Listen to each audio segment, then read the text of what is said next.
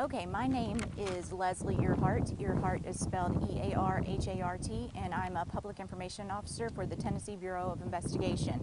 What I'm going to do first is read a statement, and then after that, you guys are welcome to ask any questions. There's not a lot I can tell you right now because this is a very active and ongoing investigation, but you're welcome to ask questions. At the request of 3rd District Attorney General Dan Armstrong, TBI agents are investigating the circumstances leading to an officer-involved shooting that occurred this morning in Hamblen County. Preliminary information indicates that just after 5:30 this morning, the Hamblen County Sheriff's Office received a report of a crash in the 3000 block of Heathcliff Road. Upon arrival, the officer observed the vehicle in a field nearby. He also observed a male subject standing nearby as well. And also I'd like to mention that during the 911 call, the male was reportedly being disorderly and was also reportedly armed with a gun. The deputy attempted to make contact with the male subject.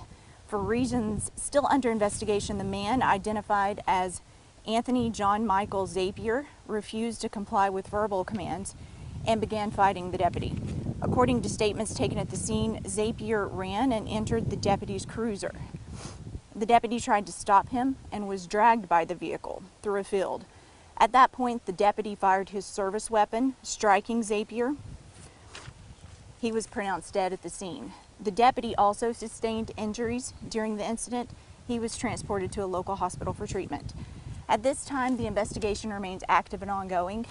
Agents and forensic scientists are in the process of collecting any and all interviews and evidence that would be relevant to the investigation. And of course, as always, we'll be sharing our findings throughout the process with the District Attorney General. Anybody have questions? So the deputy was dragged by his own patrol car? Correct. Reportedly, Mr. Zapier ran towards the cruiser, got into the cruiser, and began driving. The deputy attempted to stop him and was then reportedly dragged by the vehicle. At some point during this time, the deputy drew a service weapon, fired shots, and struck Mr. Zapier. Do we have any additional information about the deputy, how he's doing now?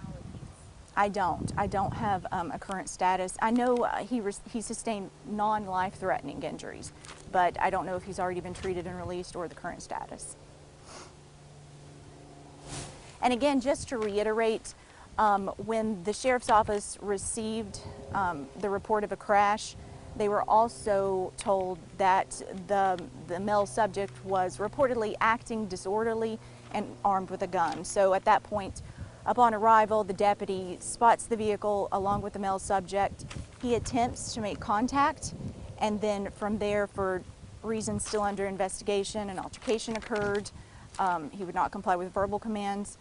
Mr. Zapier then ran to the cruiser, got inside, and the events previously mentioned followed.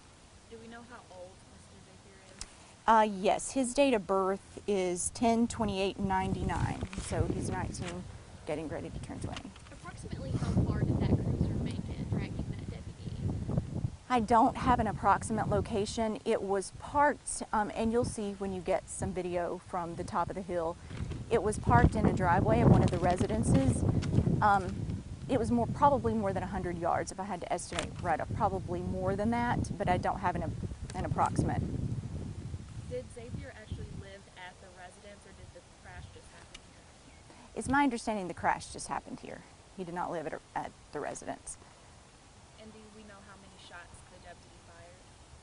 That's part of our investigation. Do we know when we can expect autopsy results from the... It varies. That would be a question for the medical examiner. Was the suspect a resident of Morristown? I believe, and I'll double check this, that he is from Newmarket, Tennessee. Do we know if he was under the influence of anything, possibly? That's part of our investigation. And again, I know that's not a lot of information. It's very preliminary. Agents are still on scene, forensic scientists are still on scene collecting the evidence to piece together exactly what happened. So this is just a preliminary understanding of what occurred at this time. So did one of the neighbors initially call in the 911? That's my understanding. I can get that confirmed. I just know a 911 call was made reporting that a crash had occurred in the 3000 block of Heathcliff Road.